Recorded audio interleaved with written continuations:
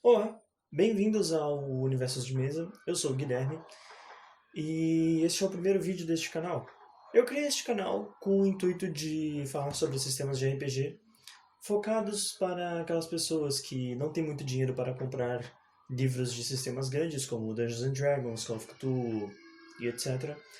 E também não querem recorrer à pirataria. Então eu falo neste canal sobre sistemas de RPG mais acessíveis, muitos deles gratuitos.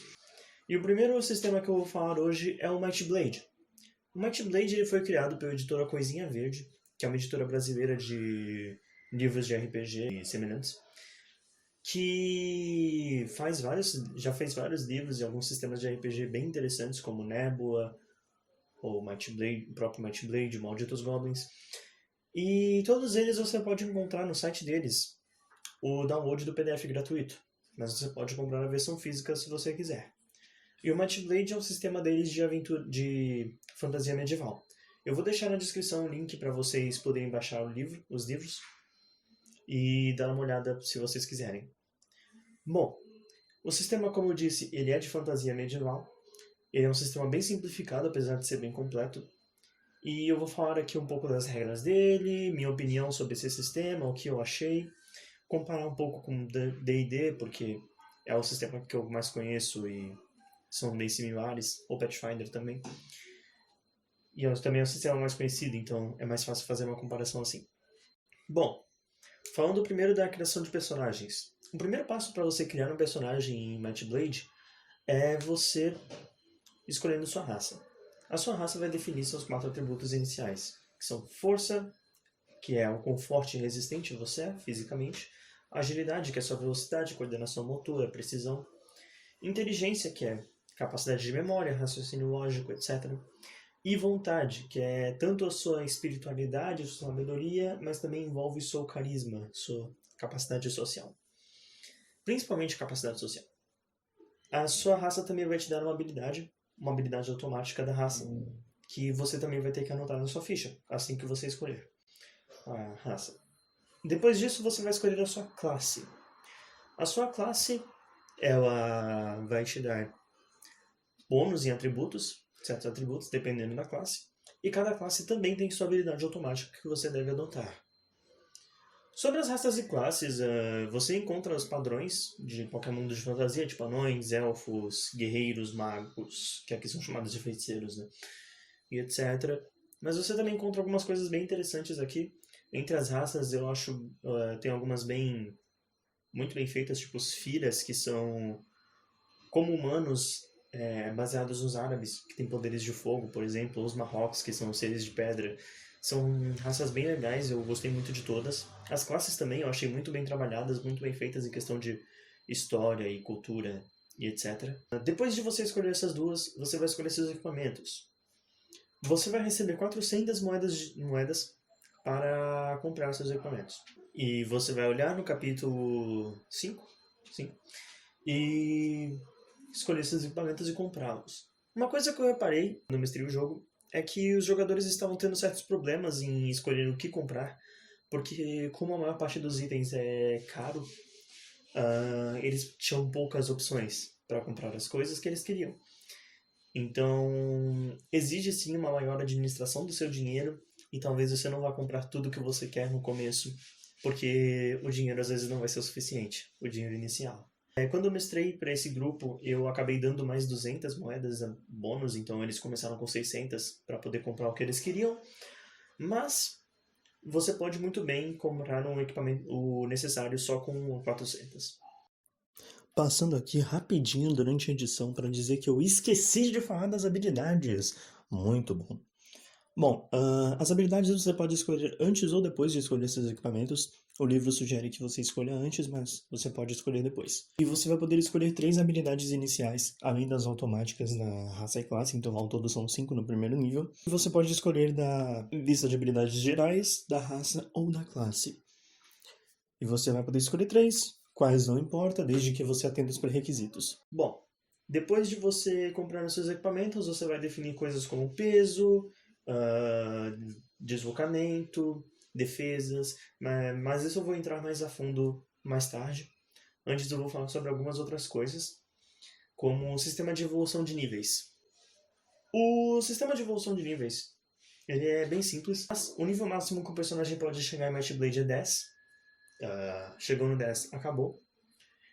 E para você subir de nível, você precisa de 10 pontos de experiência. O livro em si, ele não tem um valor fixo de experiência por cada coisa, ao contrário de jogos como Dungeons and Dragons, por exemplo, onde cada criatura tem um valor de experiência que ela vai dar quando for derrotada e facilita a vida dos mestres. No Might Blade não tem isso. Claro que há uma parte no livro que dá sugestões de como você pode manejar a experiência e recompensar os jogadores com ela, mas isso fica totalmente a cargo do mestre em decidir quanto e quando ele vai dar a experiência.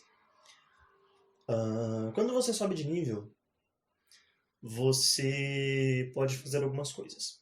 Primeiro você escolhe uma habilidade a mais, que pode de novo vir da sua lista raça, classes ou as habilidades gerais. E você também ganha um ponto de evolução, que você pode gastar esse ponto para ganhar ou 10 pontos de vida, ou 10 pontos de mana, ou você gasta para ganhar 5 de cada um, então 5 de vida, 5 de mana, ou você vai gastar este ponto para se tornar aprendiz de uma classe. Quando você se torna aprendiz de uma classe, você basicamente libera as habilidades daquela classe para você escolher. Você não ganha habilidade automática e você não ganha os bônus de atributos, você só libera a lista de habilidades da classe. O sistema sugere que o mestre exija que o jogador encontre alguém para ensiná-lo, um mentor, para poder para poder se tornar um aprendiz. E claro, eu faço isso na minha mesa, eles precisam conversar com alguém antes. E é basicamente isso que você pode fazer quando você sobe de nível. Em níveis específicos, você pode aumentar 2 atributos seus em mais um ponto.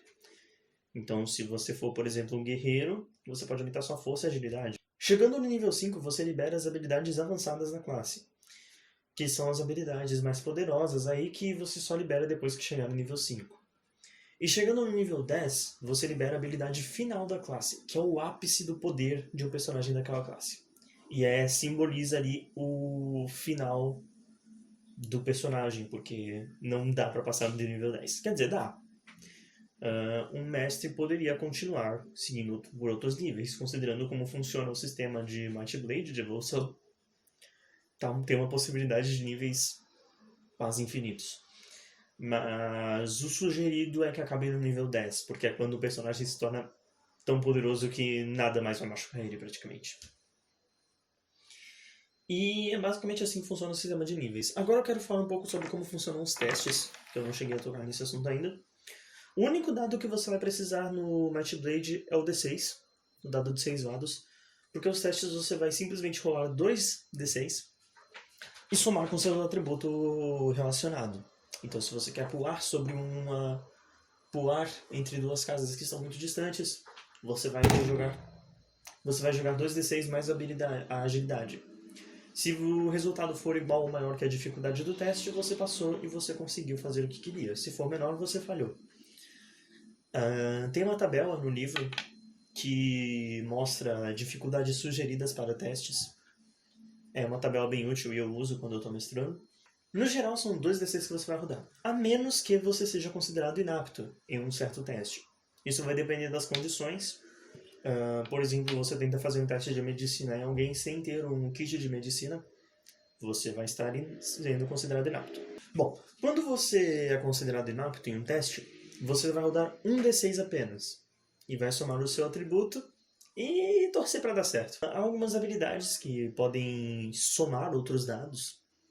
Por exemplo, os faunos, a habilidade automática deles permite que eles somem um dado a mais quando eles estiverem correndo, saltando e etc.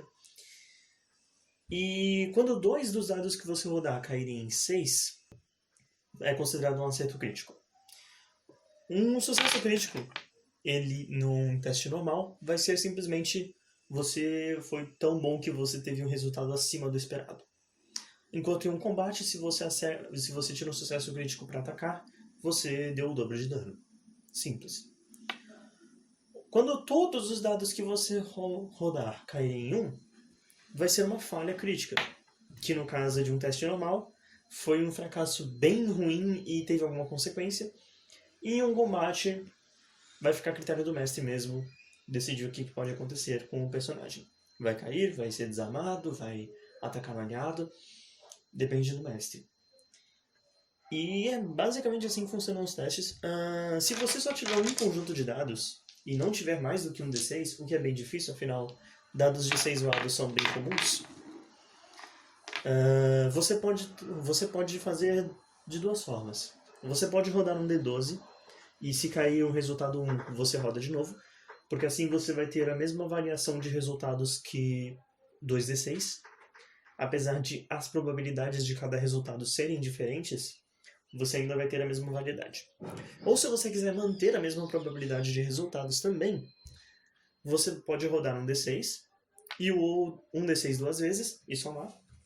Ou se você quiser rodar ambos de uma vez, você pode rodar um D6 normal e então rodar um D12, divide por 2 e arredondar para cima. É uma coisa mais complicada, mas você pode muito bem fazer. O mais simples mesmo seria rodar o D6 duas vezes e somar. E é basicamente assim que funcionam os testes. Agora eu quero falar um pouco sobre combate também. O combate, claro, é a parte mais importante do Might Blade, assim como a maioria dos sistemas de RPG. Não necessariamente mais importante, mas é que tem mais regras e mais foco em questão de regras. No começo do combate, todos os combatentes, tanto os personagens do mestre quanto os de jogadores, vão rodar suas iniciativas, que é um simples teste de agilidade. Quem tiver a iniciativa maior começa, seguido pela segunda maior e etc. Assim como muitos sistemas fazem, bem comum. Depois disso, quando chega o seu turno, você pode tomar as suas ações. Existem vários tipos de ações. Você tem as ações padrões, as ações de movimento, as ações livres e as ações de rodada completa. E tem as reações também. Uma ação padrão é uma ação simples das mais básicas do jogo. Usar uma habilidade, atacar um oponente, esse tipo de coisa. As ações de movimento são ações menores que você pode fazer. Sacar uma arma, ou se mover para algum lugar, etc. Algumas habilidades também você vai usar sua ação de movimento. É uma ação mais rápida, que não requer tanto tempo seu. Você pode gastar a sua ação padrão para tomar uma ação de movimento. Mas aí você perde a sua ação padrão. Você pode tomar duas ações de movimento em um mesmo turno, se você sacrificar a sua ação padrão para isso. A ação de rodada completa, como o nome já diz, é uma ação de rodada completa. Você vai gastar a sua ação de movimento e sua ação para você fazer aquilo. Então é algo que vai tomar todo o seu tempo.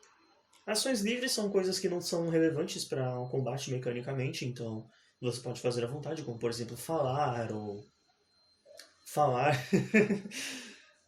E temos as reações também, que são coisas que você pode fazer fora do seu turno se um pré-requisito for cumprido. Algumas habilidades exigem que algo aconteça antes que você possa usá-las, como por exemplo aparar.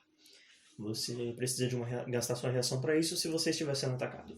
Para você acertar um oponente em combate, você vai rodar 2d6 mais a sua força ou agilidade se for uma arma à distância.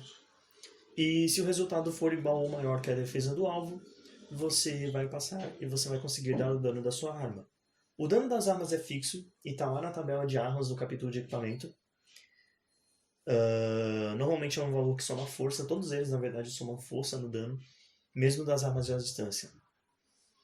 Na minha opinião, isso faz um pouco de sentido, porque se você tem um arco e flecha, por exemplo, ele vai exigir sua força física para você puxar mais a corda. E quanto mais você puxa, mais energia cinética a flecha vai ter, mais dano ela vai dar. Claro que arcos normalmente a gente associa com precisão e tudo mais, mas qualquer tipo de arma vai exigir sua precisão. Então, isso não é tão relevante. Na verdade é, mas vocês entendem.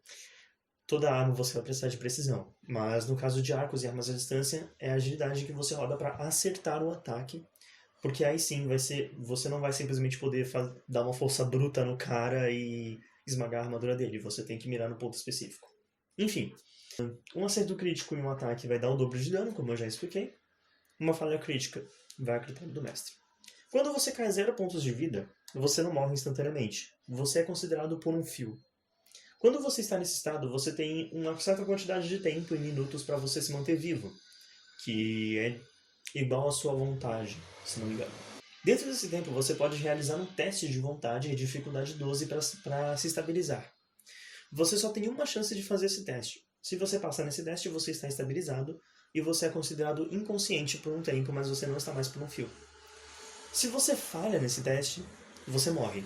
Morre na hora. Não tem mais jeito de salvar. Uma criatura que está por um fio, ela também é considerada indefesa.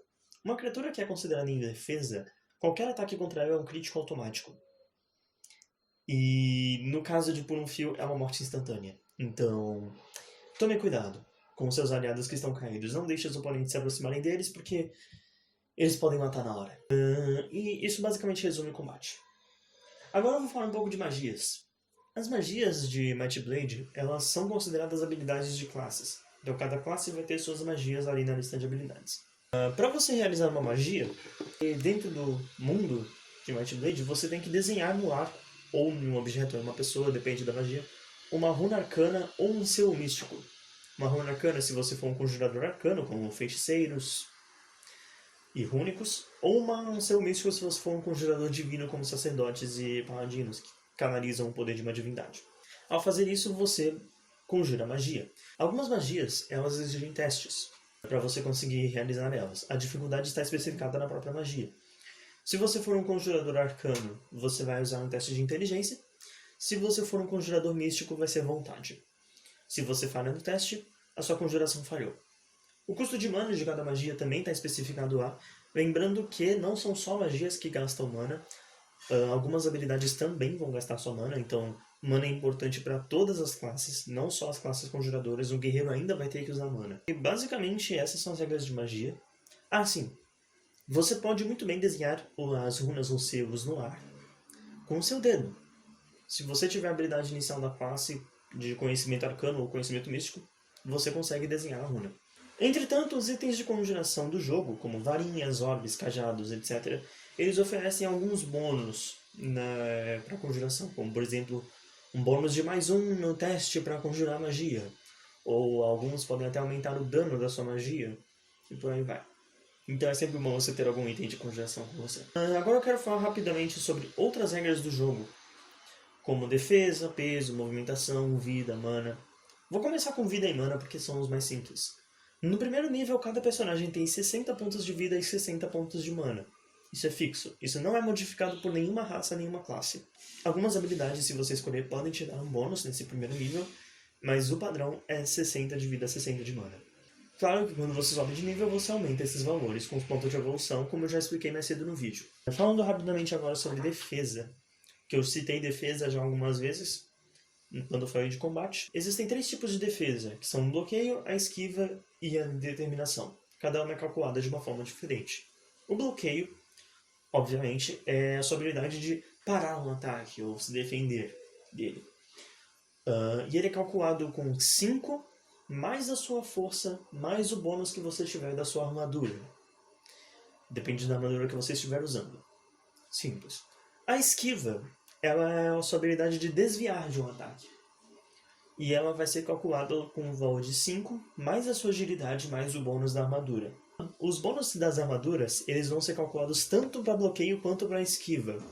Isso é importante. Exceto escudos. Os bônus dos escudos são apenas para bloqueio. Eles não vão te dar um bônus de esquiva. E a determinação é a sua habilidade de resistir a habilidades mentais. Então algumas magias que afetem a mente do adversário vão exigir que você faça um teste contra a determinação do alvo.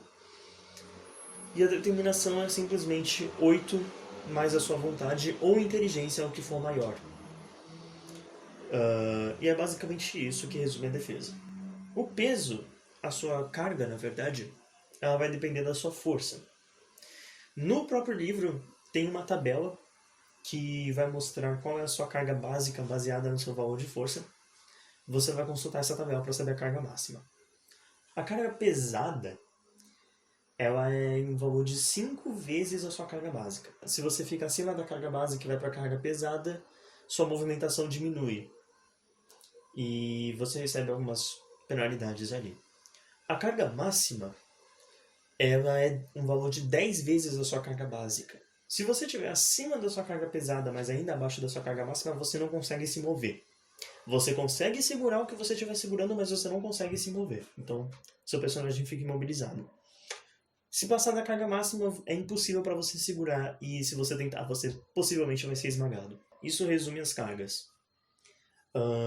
Falando um pouco de movimentação também, sua movimentação vai depender da agilidade. O cálculo para o deslocamento básico, ele é um pouco complicado.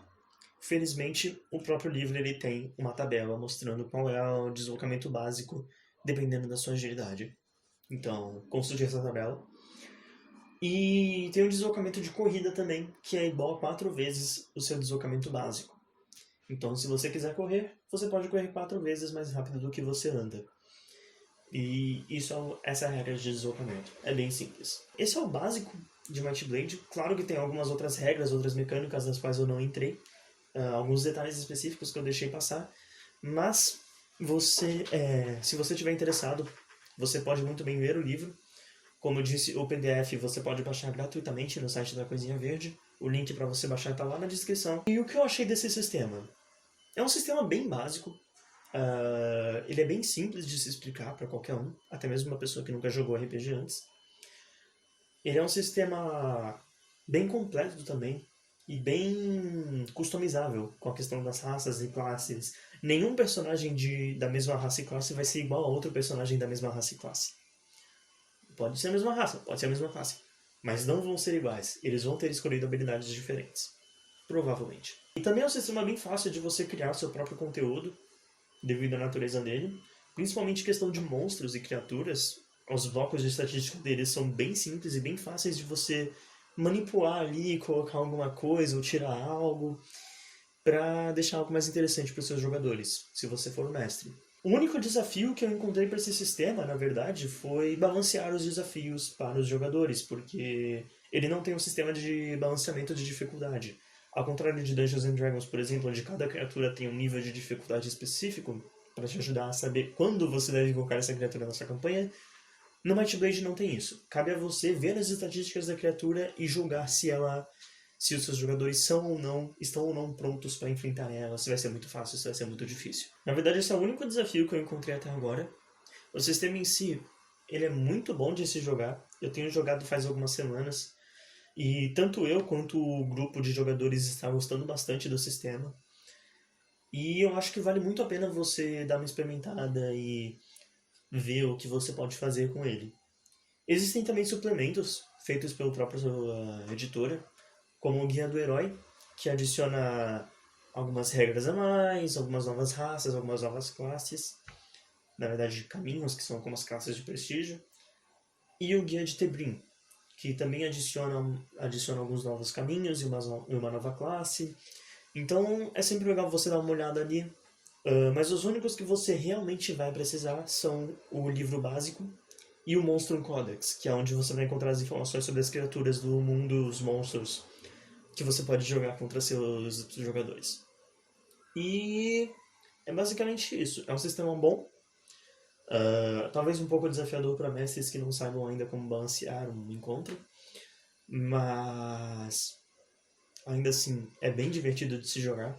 E acredite em mim, os personagens desse sistema eles são bem poderosos mesmo no primeiro nível. Então não tenha medo de ir com tudo, se você estiver mestrando. E é basicamente isso. Se você gostou da proposta do canal ou do conteúdo, por favor deixa um gostei no vídeo, se inscreve e compartilha. Porque como o canal está começando agora, eu realmente vou precisar dessa ajuda. Então se você puder me ajudar. E claro, se tiver alguma sugestão de algum sistema acessível, gratuito, que você queira que eu fale sobre, deixa aí nos comentários que eu vou procurar esse sistema e quem sabe fazer um vídeo sobre ele. Eu tenho já uma lista com outros sistemas que eu pretendo falar sobre aqui. E claro, não vai ser só esse o foco do canal, eu vou falar sobre outras coisas também, claro, focado em RPG. Porém, esse vai ser o foco do canal, RPG acessível. E é isso, eu espero que vocês tenham gostado desse vídeo e fiquem atentos aí para os próximos.